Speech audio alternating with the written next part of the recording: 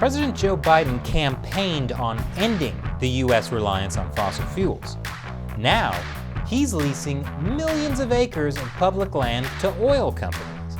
Has he changed his mind on fossil fuels?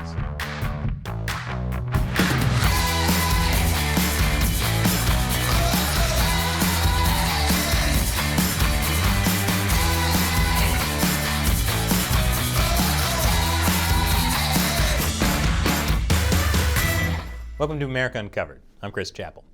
The Biden administration put more than 80 million acres of public land on auction to oil and gas companies for drilling. That's bigger than the size of New Mexico. And when I say land, I actually mean underwater land. It's here, offshore in the Gulf of Mexico. You may remember that during the 2020 presidential campaign, Biden said he would stop all drilling on federal lands. We should be talking about things like I've been talking about for years. High-speed rail, taking millions of automobiles off the road, making sure that we move in a direction where no more drilling on federal lands. And briefly, it looked like he was going to make good on that promise. In his first week in office, he signed an executive order that essentially did just that. The order stopped new oil and natural gas leasing on public lands and offshore waters, while the Department of the Interior carried out a review of the leasing process. I'll talk more about that review in a bit. But that didn't stop companies that already had leases on federal land from drilling, or new leases from being approved on private, state, or tribal lands. And through October, the Biden administration has been averaging 339 new drilling permit approvals a month. That's even more than the Trump administration did. They averaged only 316 permits a month. So you might be wondering, did that executive order actually stop new permits from being approved? Well, yes and no.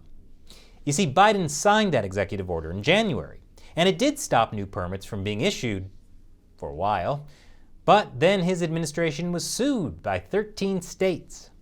They argued the administration had circumvented legal requirements for carrying out such a move.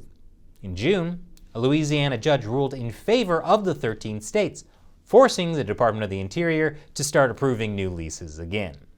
But that wasn't the end of Biden's legal woes.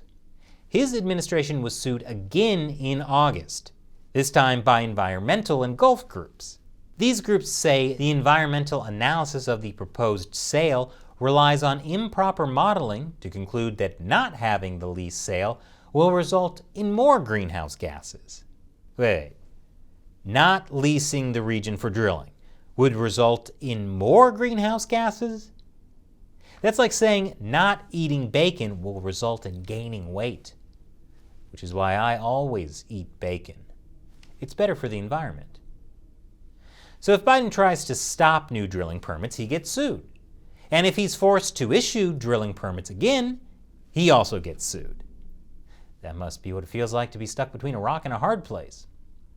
Wait, has he tried invading Iraq for oil? Then he'd be stuck between a rock and a hard place. Hey, don't groan. This is why you watch America Uncovered. Now, when White House Press Secretary Jen Psaki was asked if there was more the White House could have done to stop the lease sale from going forward, she said the Justice Department is appealing the court's ruling.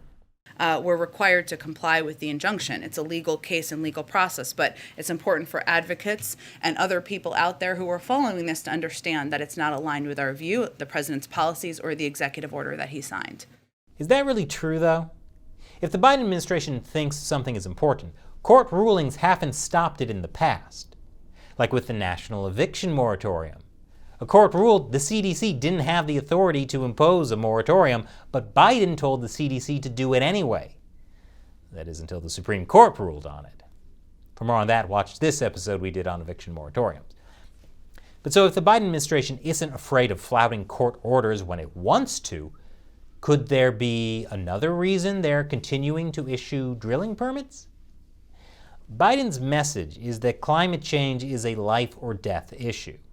The finding from the new Intergovernmental Panel on Climate Change represents a code red for humanity. And the time to act is really narrowing, as the Secretary just pointed out, to get too close to a point of no return. We don't have a lot of time. So we have to act. All of us, we have to act now. Biden has said he wants the U.S. to reach net zero carbon emissions by 2050. His Build Back Better plan calls for billions of dollars to be invested in green technology. And he says his climate change initiatives will create good-paying union jobs that support American industries. But when it comes to producing energy in the U.S., Biden isn't so enthusiastic about Made in America. I'll have more on that after the break. Welcome back. In mid-November, the federal government auctioned off drilling leases for over 80 million acres in the Gulf of Mexico. It was the largest auction of its kind in U.S. history. While 80 million acres were on the auction block, only about 1.7 million acres were bid on. These bids for those leases totaled over $192 million. Proceeds from that sale, as well as other revenue from the leases, will go to the federal government, several coastal states, a bunch of local governments, and 2 federal conservation funds. Now you may be thinking that's a nice chunk of change that our federal government could be putting towards the $28 trillion in debt the U.S. has racked up.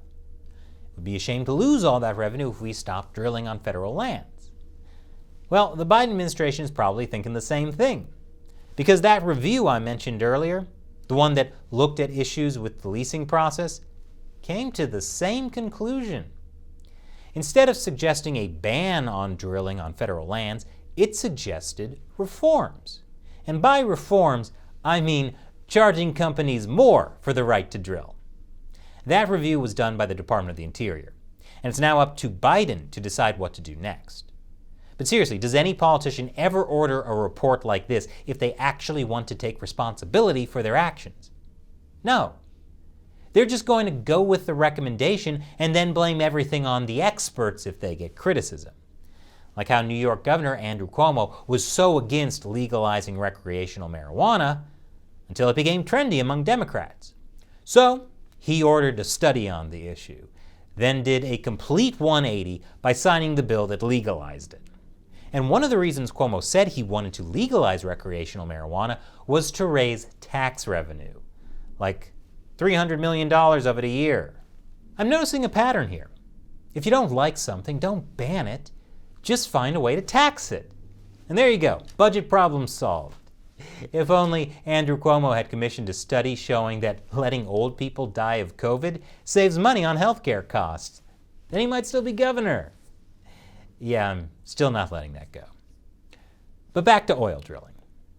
The Secretary for the Department of the Interior said raising rates for drilling permits would provide a fair return to the taxpayer and go toward mitigating worsening climate impacts.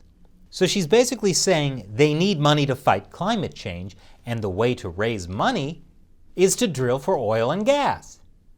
That's like me saying I need to lose more weight by raising pigs, which I will then eat in the form of bacon to help the environment. That said, President Biden has signed some pretty expensive bills recently. Biden needs to find cash fast to make Democrats look like responsible lawmakers instead of the teenager who stole their parents' credit card and racked up a huge bill. Hi, is this MasterCard? I'd like to dispute a charge for $1.2 trillion in wind farms and Amtrak. Prices for everyday goods have been increasing, thanks in large part to rising energy prices. We talked about how inflation is running at a 30-year high right now in this episode. Check it out. And with gas prices having gone up dramatically over the past year, Biden and Democrats could face a reckoning in the next election if they don't find a way to bring oil prices down. I'll tell you more about that after this final commercial break. Welcome back. Biden has been trying to get oil prices down. High energy prices are a key reason prices for almost everything else are rising, like transportation, and goods that require transportation, and goods that require energy to manufacture, and well, you get the point. Now, Biden is blaming Russia and the oil cartel OPEC for high prices. If you take a look at, gas prices, and you take a look at oil prices, that is a consequence of, thus far, the refusal of Russia or the OPEC nations to pump more oil. And we'll see what happens on that score sooner than later. So are high oil prices really Russia and OPEC's fault? Sarcastic sign language lady doesn't seem to think so. In 2018, the U.S. became a net oil exporter for the first time in 75 years, meaning we were exporting more oil than we were importing. But unless we continue to drill and frack for oil and natural gas, we'll go back to being energy dependent on countries we have a contentious relationship with, like Russia and Saudi Arabia. Biden said during the campaign he wanted to brand Saudi Arabia a pariah for the killing of Washington Post columnist and Saudi critic Jamal Khashoggi, as well as other abuses. But once in office, Biden didn't actually punish them. And then there's that time Biden called Putin a killer, which seemed like an insult until Putin responded that he was indeed a lady killer. Anyway, Biden was asked by a reporter why he wanted to get gas prices down, since his goal was to get rid of fossil fuels entirely.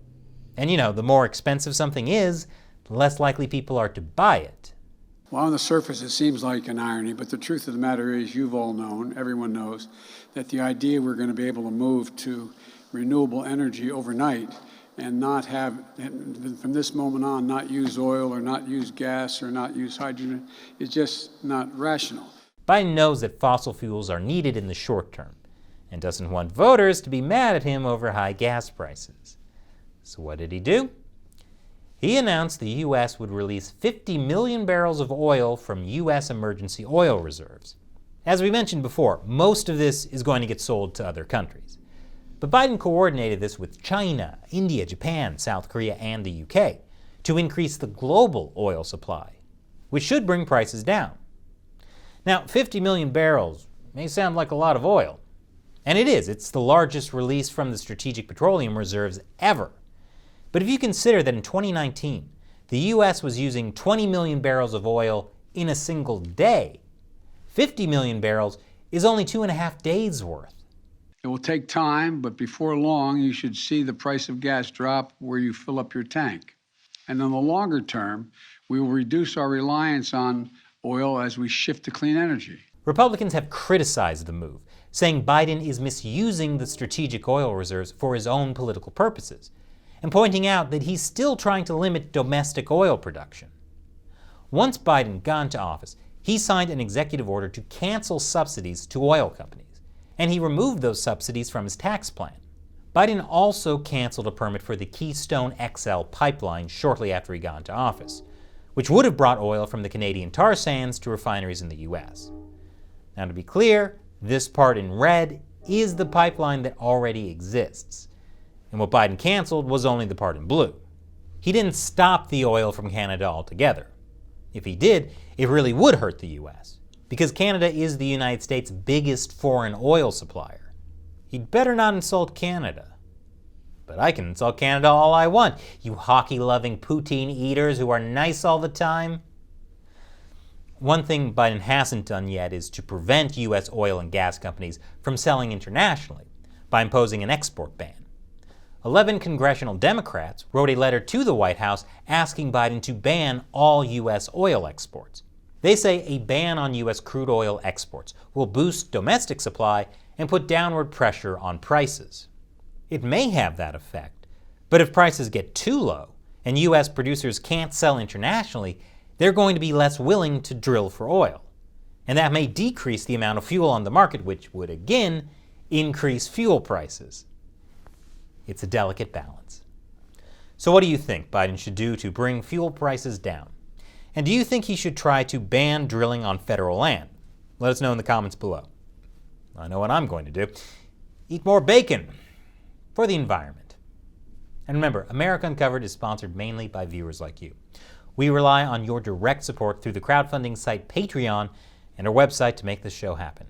Please check out our Patreon page at patreon.com/AmericaUncovered. Once again, I'm Chris Chappell. Thanks for watching America Uncovered.